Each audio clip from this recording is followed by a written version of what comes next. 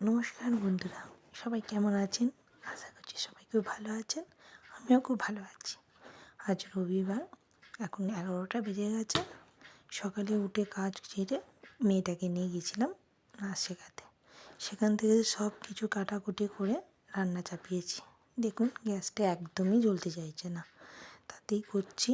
কারণ গ্যাসটা তো এখনও শেষ হচ্ছে না, তাই পাল্টাতেও পারছি না। এদিকে আমার রান্নার জোগাড় মোটামুটি হয়ে গেছে। এদিকে মাংসটাও ধুয়ে নিয়েছি, এদিকে এই শুশনি শাকটা সেদ্ধ বসিয়ে দিয়েছি। মাংসটা একটু লঙ্কা গুঁড়ো, হলুদ গুঁড়ো, জিরে গুঁড়ো, তেল দিয়ে ম্যারিনেশন করে রেখে দেবো।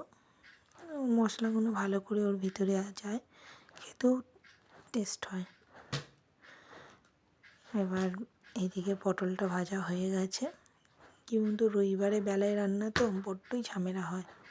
সকালে রান্না করে নিলে অতটা ঝামেলা থাকে না, কিন্তু রবিবার সপ্তাহে একটা দিন সবাই বাড়িতে থাকে, তাই রান্নাটা করি বেলাতে। অনেকটাই বেলা হয়ে যায়। তারপর আজ প্রচণ্ড গরম, রান্না করতে একটু ইচ্ছা করছে না, কিন্তু রান্না তো করতে হবে, বলুন, সবাই খাবে, সবাইকে খেতে হবে, তাই রান্নাটা চাপিয়ে দিয়েছি। তাড়াতাড়ি করে মাংসগুলো ভালো করে ম্যারিনেশন করে এখন রেখে দেবো, কারণ মাংসটা সবার লাস্টে করব। এদিকে বড়িটা ভাজতে দিয়ে দিয়েছি। দেখুন বড়িটা ভাজা হচ্ছে, একদমই বড়িটাও ভাজা হচ্ছে না, তাহলে ভাবুন কীরকম গ্যাসটা জ্বলছে। বড়িটা ভেজে নিচ্ছি। বড়িটা ভেজে নিয়ে ওতে 5 ফোড়ন দিয়ে দিলাম। ফোড়নটা হয়ে গেলে একটু 5 ফোড়ন, একটা শুকনো লঙ্কা, ফোড়নটা হয়ে গেলে এবার আমি ওতে বেগুন আর আলুটা ভালো করে দিয়ে দেবো। দিয়ে এবার বেগুন আলুটা ভালো করে ভাজতে হবে। একটু ভাজা ভাজা হয়ে গেলে তারপর আমি শাকটা দেব। শাকটা দিয়ে ওতে সর্ষে বাটা দিয়ে লঙ্কা গুঁড়ো, হলুদ গুঁড়ো, একটু নুন আর একটু মিষ্টি দেবেন। শাকে মিষ্টি দিলে খুব সুন্দর খেতে লাগে। একটু মিষ্টি দিয়ে ভালো করে অনেকক্ষণ ধরে ওটা শুকনো শুকনো করে করতে হবে।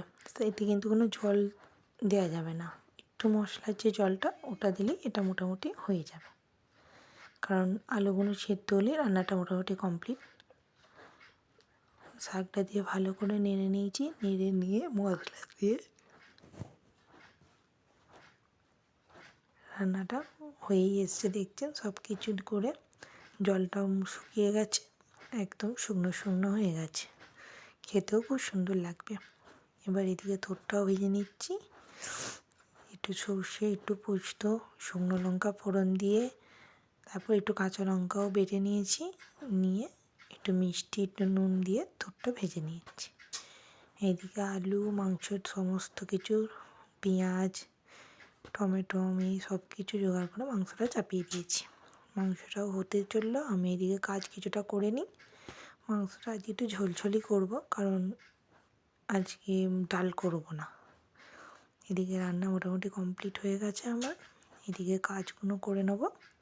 বাপিকে আর মেয়েটাকে খেতে দিয়ে দেবো আগে, তারপর আমি এদিকে কাজ করে চান করে আমরা খাবো। চলুন বন্ধুরা, তাহলে ভিডিওটা আমি এখানেই শেষ করছি। ভালো লাগলে একটু লাইক করে দেবেন আর আমার চ্যানেলটাকে একটু সাবস্ক্রাইব করে দেবেন। নমস্কার।